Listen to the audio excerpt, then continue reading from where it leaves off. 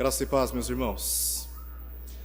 Quero cumprimentá-los com esta paz que só o Senhor pode nos dar, da qual tanto necessitamos. Nós estamos fazendo uma série de exposições na Epístola de Paulo a Filipenses, e nessa segunda oportunidade eu peço aos irmãos que abram, por favor, no primeiro capítulo. Leremos os versos 12 até o verso 18. Filipenses, capítulo 1, versos 12 ao verso 18. O texto da palavra de Deus diz assim: Quero ainda, irmãos, cientificar-vos de que as coisas que me aconteceram têm antes contribuído para o progresso do Evangelho, de maneira que as minhas cadeias em Cristo se tornaram conhecidas de toda a guarda pretoriana e de todos os demais. E a maioria dos irmãos, estimulados no Senhor por minhas algemas, ousam falar com mais desassombro a palavra de Deus. Alguns, efetivamente, proclamam a Cristo por inveja e porfia. Outros, porém, o fazem de boa vontade. Estes, por amor, sabendo que estou incumbido da defesa do Evangelho. Aqueles, contudo, pregam a Cristo por discórdia, insinceramente, julgando suscitar tribulação às minhas cadeias. Todavia, que importa? Uma vez que Cristo, de qualquer modo, está sendo pregado, quer por pretexto, quer por verdade. Também com isso me regozijo, sim, sempre me regozijarei. Oremos. Amado Deus, nós te bendizemos por quem tu és, um Deus infinito em bondade, que nos amou através do teu Filho, naquela cruz, onde ele se expôs como cordeiro para morrer em nosso lugar. Nós temos muitas vezes, Senhor, perplexidade em nosso coração, por tamanho amor que o Senhor tem dispensado por nós, pois insistimos nas inclinações da nossa natureza a viver uma vida de desobediência ao Senhor, desafiando as leis da tua palavra, envergonhando o testemunho de Cristo que um dia professamos com os nossos lábios. Ainda assim, o Senhor insiste em nos amar, insiste em cuidar de nós, insiste em suprir as nossas necessidades.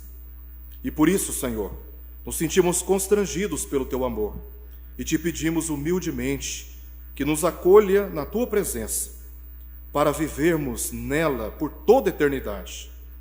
E que até o dia de Cristo, o Senhor nos alimente através da tua palavra, mostrando-nos o caminho que devemos seguir, revelando-nos a tua vontade. Pois o que importa para nós, Senhor, mais do que aquilo que o mundo tem para nos oferecer, é de realizar a tua vontade, assim como o teu Filho deu testemunho através da sua própria vida, fazendo aquilo que o Senhor o incumbiu para fazer. Nós rogamos pela unção do teu Espírito, pelo derramamento do poder do teu Espírito sobre nós, para que haja quebrantamento de coração, para que haja, Senhor, ímpeto, disponibilidade, disposição para atender aquilo que a tua palavra tem a nos dizer. Tenha misericórdia de nós, Senhor, e fortaleça-nos como igreja. Nós rogamos por isto, pois sabemos que é do teu interesse glorificar o teu nome entre todas as nações, pela fiel pregação da tua palavra. E nós aqui nos colocamos diante de ti, dispostos a ouvir a tua voz e atendê-la. Rogamos-te, pelas misericórdias do Senhor, que ouça a nossa voz e atenda segundo a tua boa vontade, em nome de Jesus. Amém. Meus queridos irmãos, desde o princípio, desde quando Caim se levantou contra Abel, as perseguições contra aqueles que desejam e se dispõem a obedecer à voz do Senhor têm se espalhado em toda a humanidade. Ao longo dos séculos, essa perseguição ela tem insistido. A missão Portas Abertas publicou um relatório com referência no ano de 2021 de que mais de 360 milhões de cristãos sofreram perseguição no ano de 2021. E os principais países onde essa perseguição aconteceu foi a Nigéria e o Afeganistão, onde ocorreu o maior índice de assassinatos de cristãos por causa da sua fé. E também a China, onde mais locais de cultos cristãos foram fechados. A perseguição contra a igreja é uma realidade. Num princípio do cristianismo, as perseguições, elas foram eventuais e localizadas.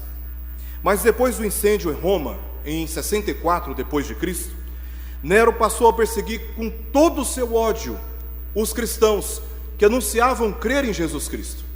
Ele passou a oprimi-los e a cometer práticas das mais cruéis com os cristãos, como por exemplo, usar os seus corpos incendiados no jardim do seu palácio para iluminar durante a noite. E foi exatamente nesse contexto do Império Romano, onde Nero estava governando, que os apóstolos Paulo e Pedro foram martirizados.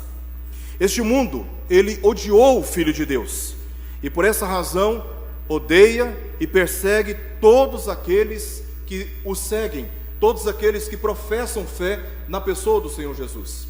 Quem disse isso foi o próprio Senhor Jesus, segundo o registro do Evangelho de João, capítulo 15, versos 18 ao verso 20. A perseguição, ela é uma realidade. E no contexto brasileiro, essa perseguição nem sempre é pública, mas, na maioria das vezes, é sutil e ideológica, através de leis e políticas públicas que afrontam a consciência e a moralidade cristã, com ameaças e punições por causa da nossa fé. A cada dia que se passa, percebemos menos liberdade para afirmar, segundo as Escrituras, verdades que confrontam os pecados deste mundo. Contudo, o texto que lemos nos ensina que a maturidade é resultado da perseverança e é medida pelo modo como lidamos com as dificuldades persistentes contra as motivações que a palavra de Deus dá a nós como igreja. O texto também nos ensina que devemos aprender a manter o foco da nossa vida além das circunstâncias terrenas, porque o mundo, com todas as suas paixões, passará. E nós aprendemos pelas palavras de testemunho do apóstolo Paulo, que todas essas experiências de oposições, elas passarão. E a mensagem que nós anunciamos é uma mensagem que dirige, que orienta, que aponta para uma realidade sublime e eterna que está diante da igreja. O texto também nos ensina que o avanço do Evangelho, bem como o cumprimento de seus propósitos, segue os planos de Deus, mesmo quando os nossos planos são frustrados. E isso é consolador, pois dificuldades na vida pessoal e ministerial, muitas vezes, consomem as nossas forças e nos jogam no chão, tentando nos convencer a desistir de tudo e não avançarmos mais. Quantas e quantas vezes nós pensamos em desistir dos propósitos que Deus tem para nós, abandonando a fé e a comunhão com a igreja. O apóstolo Paulo, ele enfrentou muitas torturas e prisões injustas. Em Filipos, durante a sua segunda viagem missionária, ele foi preso por alguns homens que estavam lucrando com uma jovem possessa de espírito adivinhador.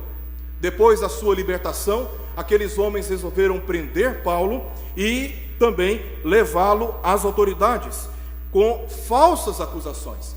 E a motivação é porque eles estavam perdendo os lucros que antes eles tinham com aquela jovem possessa de espírito adivinhador.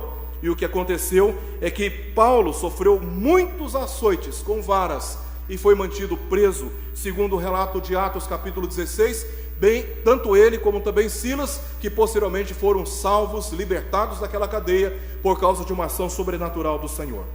Não apenas essa prisão, em Jerusalém e em Cesareia, Paulo também foi preso por causa de uma mentira que o sumo sacerdote Ananias, com alguns anciãos e o orador chamado Tértulo, foram ao governador Félix acusar Paulo de ser uma peste. É assim que está ali no texto de Atos capítulo 24. Paulo estava sendo acusado de ser uma praga, de ser tóxico, de ser um mal na sociedade e de promover sedições entre os judeus espalhados pelo mundo e de ser o principal agitador da seita dos nazarenos contra os romanos. Mesmo não reconhecendo a culpa de transgressão de Paulo por pregar a respeito de Jesus, o governador Félix resolveu mantê-lo preso por causa de uma motivação política, para não perder apoio dos judeus, é o que nós lemos no próprio texto. Logo em seguida, ele é levado para Roma para ser julgado pelo imperador, onde foi condenado a cumprir uma prisão domiciliar durante 2 anos, e tudo começou com uma mentira em Jerusalém, de que Paulo tinha introduzido um gentil dentro do templo, e isso não era verdade. Ele sofreu torturas e foi preso injustamente. Foi neste período de prisão em Roma que ele escreveu a Epístola aos Filipenses.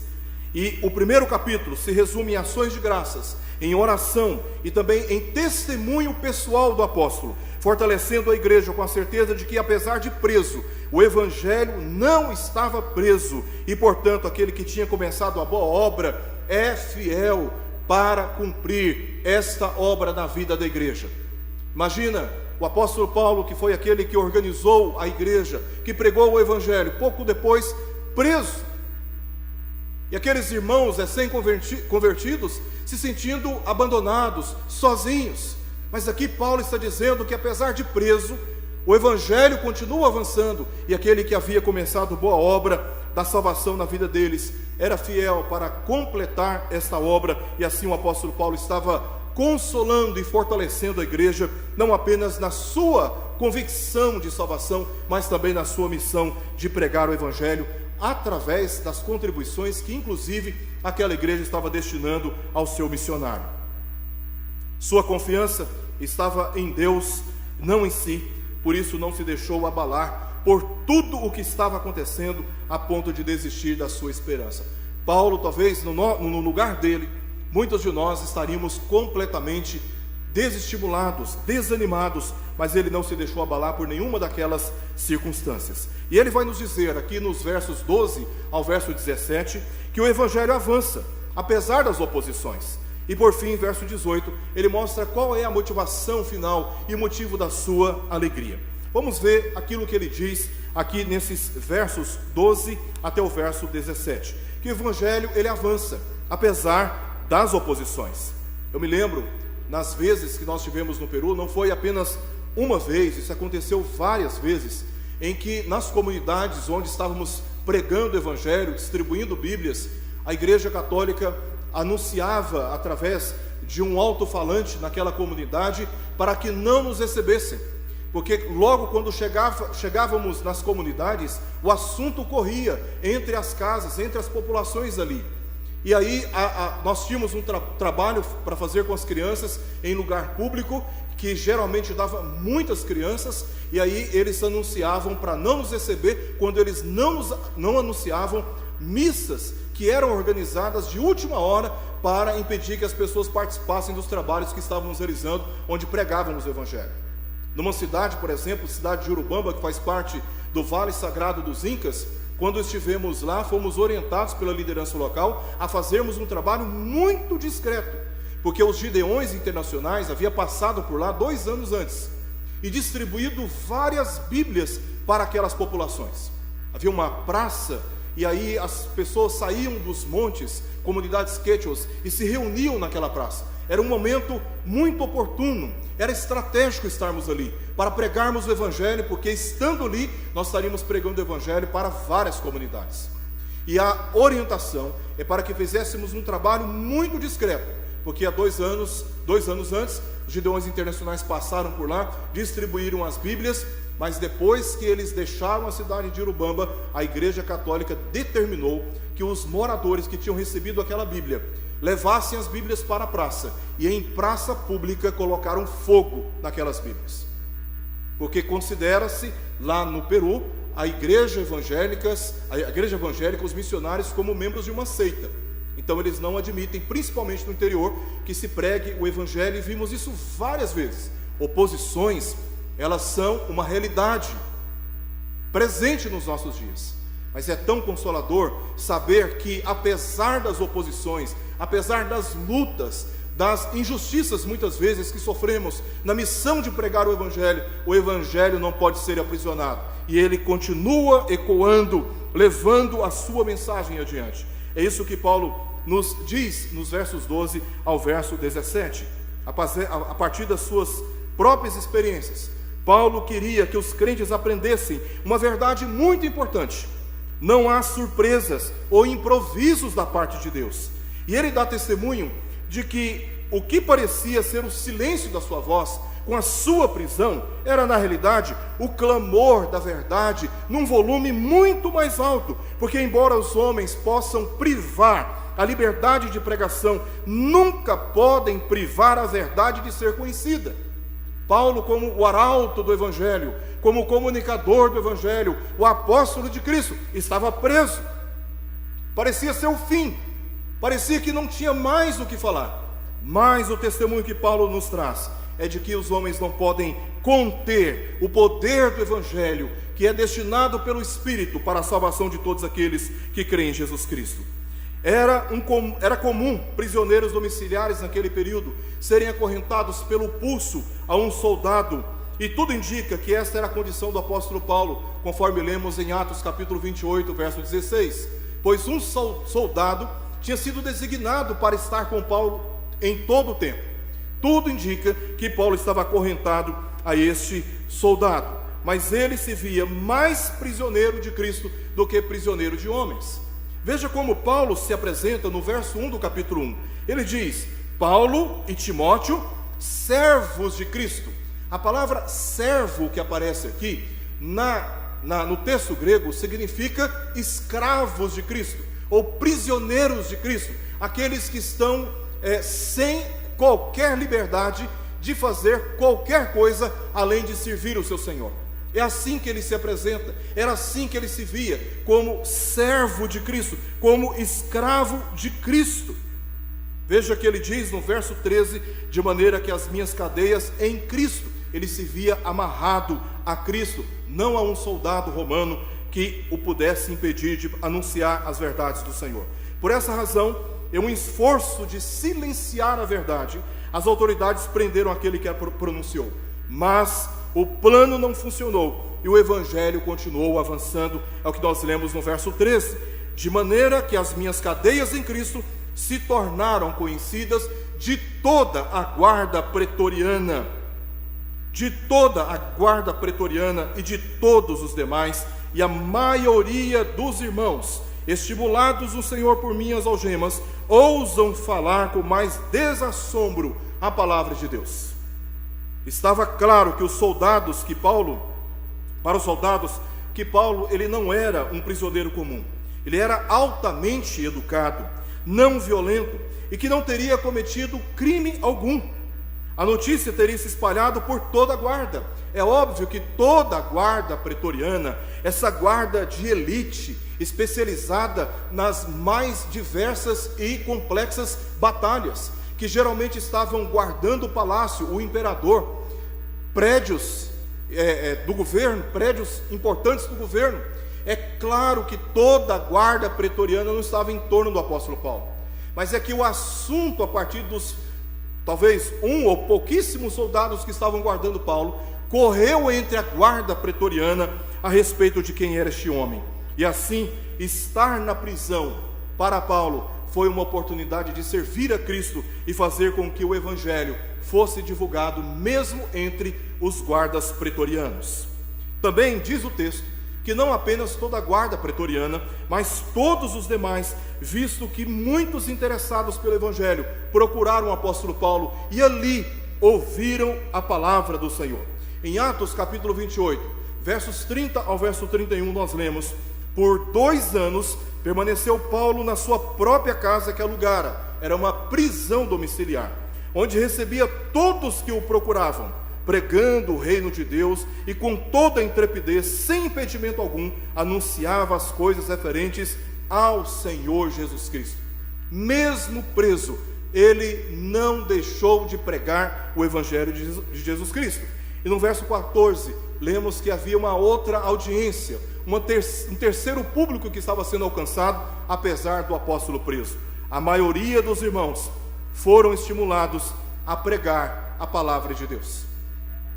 Se por um instante prender o apóstolo Paulo significava interromper o avanço do cristianismo naqueles dias, na verdade, tudo isso, segundo os propósitos soberanos de Deus, contribuiu para que o Evangelho avançasse ainda mais, ainda mais. Contudo, as motivações foram diferentes. E aqui Paulo se refere, a partir do verso 15, sobre esta maioria de irmãos que estavam estimulados a pregar a palavra de Deus. Mas esse estímulo foi causado por motivações diferentes. Por causa do sucesso do Evangelho, um grupo passou a pregar por inveja e contendas. É o que nós lemos na parte B do verso 15. Promovendo discórdia e malícia. Verso 17, parte B.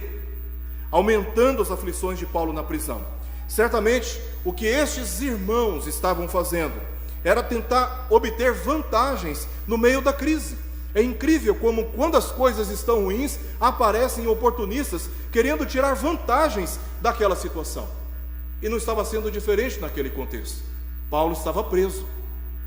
Mas, infelizmente, alguns irmãos viram a oportunidade de tirar vantagem, certamente tentando transferir para si mesmos o crédito do progresso do Evangelho. Como se Paulo estava preso porque ele não estava fazendo o trabalho corretamente. Mas olhem para nós, estamos fazendo o trabalho corretamente. Nós merecemos a dignidade das honras, nós merecemos o reconhecimento público, porque Paulo estava errado, e é por isso que ele está pagando esse preço. Talvez Paulo esteja preso por causa de algum pecado. E eles estavam tentando tirar vantagem daquela situação, atribuindo a Paulo palavras que na verdade estavam lhe causando, segundo aquilo que nós lemos aqui, até mesmo o interesse de provocar, suscitar tribulação às suas cadeias, final do verso 17.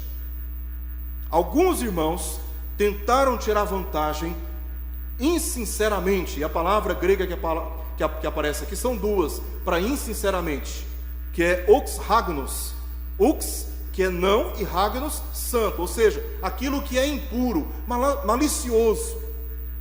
Tramaram, eles foram maliciosos, tentando tirar vantagem de um momento de crise que Paulo estava sofrendo. Mas outro grupo, de boa vontade, sem ambição egoísta como motivo, mas por amor, conforme lemos na parte B do verso 15 e verso 16, sabendo que Paulo estava preso por causa de sua defesa do Evangelho, pregava com mais assombro, com mais ousadia, aquilo que de Paulo eles tinham ouvido a respeito de Cristo.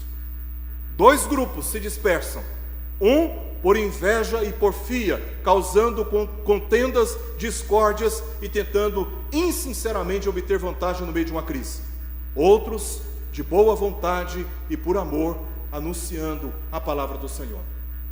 Ou seja, a prisão do apóstolo Paulo desencadeou várias ações por parte da igreja.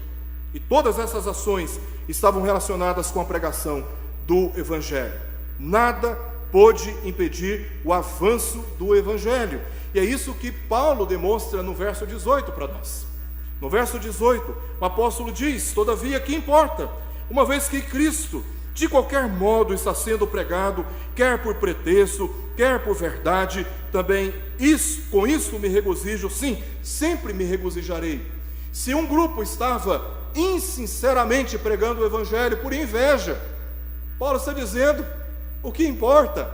Se eles tentam tirar vantagem dessa situação, tentando suscitar tribulações às minhas cadeias, o que importa não sou eu, não são os meus interesses, não é a minha honra, não é a minha credibilidade pública. Aliás, eu estou preso injustamente, e o que eu posso fazer diante de tal situação? Nada. Mas Paulo está dizendo que o mais importante não é o seu interesse pessoal, não são as suas ambições na vida terrena. Paulo está dizendo que o mais importante não é ele, mas é Cristo, e Cristo anunciado, Cristo conhecido. Afinal de contas, foi Cristo que nos resgatou das trevas, foi por meio de Cristo que Deus iniciou a boa obra da salvação, e Ele, sendo fiel, haverá de completar. E Paulo está se regozijando porque, embora preso, por causa da sua cadeia, por causa da sua prisão, da sua privação, irmãos estavam estimulados, seja por pretexto, como ele diz, seja quer por pretexto, quer por verdade, o Evangelho estava sendo anunciado, Cristo estava sendo anunciado. E é isso que mais importa, e é isso que mais deve importar para mim, e é isso que mais deve importar para você, mesmo quando muitas vezes temos que sofrer privações. O que importava para Paulo, e deve importar para nós, é que Cristo seja anunciado segundo as Escrituras. Embora as motivações tivessem sido diferentes, o conteúdo da pregação era o mesmo para ambos os grupos, pois ambos estavam pregando a Cristo, não outro evangelho, senão Paulo não teria se regozijado com o fato de alguns irmãos, por inveja e porfia, estarem anunciando Cristo. A questão é que os dois estavam anunciando a mesma mensagem, mas aquilo que é oculto aos olhos dos homens era motivação errada de uma parte, enquanto de outra parte estava bem motivado. Mas Paulo não está preocupado com essas motivações. Para ele, numa visão mais pragmática, o resultado final era o que estava contando. E ambos estavam anunciando a Cristo, e era isso que deveria importar para toda a igreja. Quero terminar esta mensagem fazendo algumas considerações para todos nós.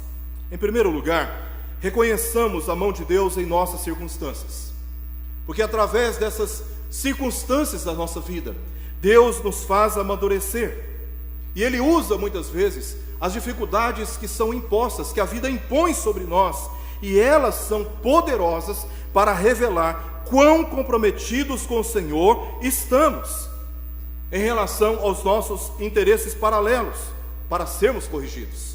Deus usa certas circunstâncias de dificuldades da nossa vida justamente para nos fazer enxergar a realidade do nosso coração.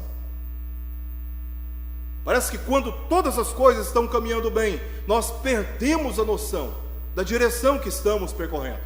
Mas quando Deus permite que oposições, que prejuízos, que injustiças, que opressões ocorram contra nós como igreja, nós somos capacitados a enxergar a relação verdadeira que temos com o Evangelho que nós professamos com os nossos lábios.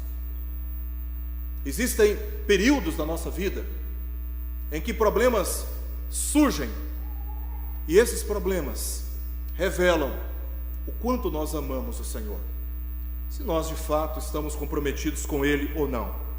Então, independente das circunstâncias, é preciso reconhecer que Deus, Ele está agindo nas circunstâncias da nossa vida, e Ele está interessado em revelar a sua vontade para nós, independente delas. Em segundo lugar, entendamos que sempre haverá oposições, de todos os tipos e em todos os lugares. Não há lugar na face da terra onde podemos ir e não sermos acusados pela nossa consciência diante do Senhor. Davi que o diga no Salmo 32, no Salmo 31, no Salmo 38, Davi que o diga: não há lugar onde podemos colocar os nossos pés, onde nós não haveremos de enfrentar dificuldades, onde nós não haveremos de enfrentar lutas, porque sempre existirão, sempre existirão. E Deus usa essas dificuldades, meus amados irmãos, para moldar as nossas emoções e nos fazer amadurecer quanto à percepção e à consciência de que nós dependemos de Deus muito mais do que nós imaginamos. Portanto, preguemos o Evangelho, quer oportuno, quer não. Dias atrás, chamei um prestador de serviço lá em casa para fazer um serviço, e enquanto eles estavam trabalhando, eu encostei junto deles, e eles trabalhando e eu falando do Evangelho. E fui falando do Evangelho, eles trabalhando, fizeram um serviço muito bem feito, e eu falando do Evangelho. Quando eles terminaram, eles me pediram para que eu orasse por eles.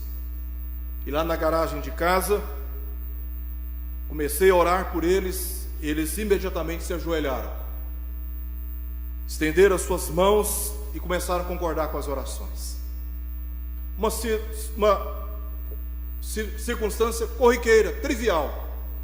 Prestadores de serviço foram chegar em casa, tiveram a oportunidade de ouvir o Evangelho. Colocou os pés dentro de casa, tem que ouvir o Evangelho, tem que ouvir a respeito de Jesus Cristo. Onde nós estamos é o lugar que Deus deseja que frutifiquemos quanto ao testemunho de Cristo. Paulo livre, pregava o Evangelho. Paulo preso, pregava o Evangelho. Mesmo acorrentado a um soldado, ele deu testemunho do Evangelho. E todos que o procuraram tiveram oportunidade de também ouvir o Evangelho, e da cadeia escreveu uma carta, uma epístola, e a remeteu para a igreja de Filipos, tendo a oportunidade de consolar aqueles irmãos. Hoje nós temos redes sociais, temos o WhatsApp, hoje nós temos vários recursos, e todos esses recursos precisam ser consagrados à missão de anunciar que Cristo está vivo e que Ele está para voltar. Pregue o Evangelho, quer oportuno, quer não. Por fim, alegremo-nos sempre pela exaltação de Cristo, mesmo quando humilhados. Importa que Ele cresça e que nós diminuamos. A situação de humilhação do apóstolo Paulo não serviu para tirar dele a motivação e a alegria de servir ao Senhor. Veja como ele diz no verso 18: mas também com isto me regozijo, me alegro. Sim, sempre me regozijarei. Ele estava sendo injustiçado, estava com a sua liberdade privada, tendo que pagar pela sua prisão domiciliar, mas ele estava dizendo sobre uma alegria no seu coração que este mundo não conhece. Alegria esta que ele experimentou junto com Silas na prisão na cidade de Filipos, quando o jugo estava sobre ele, quando os grilhões o prendiam, ele orava e cantava junto com Silas naquela prisão, e soberanamente Deus abriu aquela prisão e o anjo o tirou de dentro dela. Mesmo acorrentado, mesmo preso, ele não deixou de se alegrar na presença do Senhor, porque, meus irmãos, a alegria do Senhor é a nossa força. E essa alegria não é uma alegria circunstancial, essa alegria não é resultado de conquistas passageiras nessa vida terrena. Essa é uma alegria que vem do alto, é uma alegria que transcende nossas situações e nossos ambientes de conforto e até mesmo de crises das mais variadas. Essa é uma alegria fundamental, que é resultado da obra de Deus em Cristo Jesus na nossa vida. Ora, se já temos a salvação em Cristo Jesus e por Ele temos a garantia da vida eterna, o que pode roubar de nós a alegria como esta? Não há alegria maior do que esta, de saber que Deus em Cristo Jesus nos amou, nos deu tão grande salvação, e ver essa mensagem sendo anunciada entre todas as nações, percorrendo todas as pessoas em nossa volta, vizinhos, do outro lado da rua, do lado do apartamento, hall de entrada no prédio, nas ruas, no supermercado, conversando com pessoas que nos abordam por aí. Anunciar a Cristo é um privilégio, é uma honra, e que deve encher o nosso coração de alegria. A nossa vida deve ser marcada, caracterizada pelo compromisso de anunciar Cristo, pois aquele que começou a boa obra em nós e haverá de completar, meus irmãos, é fiel também para salvar aqueles que estão próximos a nós e que, pela graça do Senhor, podem experimentar essa alegria que hoje está também em nossos corações. Paulo enfrentou a oposição de fora e dentro da igreja, como nós vimos aqui, mas isso não o dissuadiu ou o distraiu de cumprir o chamado de Deus. Apesar de tudo, Cristo estava sendo pregado, o que lhe trouxe maior alegria para continuar. Tudo indica que os amigos de Paulo, seus irmãos em Filipos, estavam aparentemente muito preocupados com ele, pensando que estava desanimado e que o plano de Deus havia sido frustrado. Mas ele, como diz no verso 12, no início do verso 12, quero ainda, irmãos, cientificar-vos, quero ainda, irmãos, fazê-los lembrar, quero ainda, irmãos, fazê-los conhecer pela experiência, que tudo que estava acontecendo estava obedecendo exatamente aquilo que o próprio Senhor Jesus Cristo lhe disse pouco antes de ser levado para Roma. Pouco antes de ser levado para Roma, nós lemos em Atos capítulo 23, verso 11, as palavras de Jesus a Paulo: Na noite seguinte, o Senhor, pondo-se ao lado dele, disse: coragem, pois do modo porque deste testemunho a meu respeito em Jerusalém, assim importa que também faças em Roma. Paulo estava sendo levado para Roma para ser preso, porque na prisão Deus tinha o propósito de tornar o seu filho exaltado naquela cidade. E isso estava acontecendo segundo os planos soberanos de Deus. Às vezes parece que tudo está perdido para nós, mas para o Senhor não há surpresas nem improvisos, apenas cumprimento dos seus eternos propósitos. Portanto, mesmo quando as circunstâncias da nossa vida não sugerem oportunidade para que o Evangelho seja pregado, preguemos o Evangelho, pois aquele que começou boa obra é fiel para cumpri-la. Vamos orar?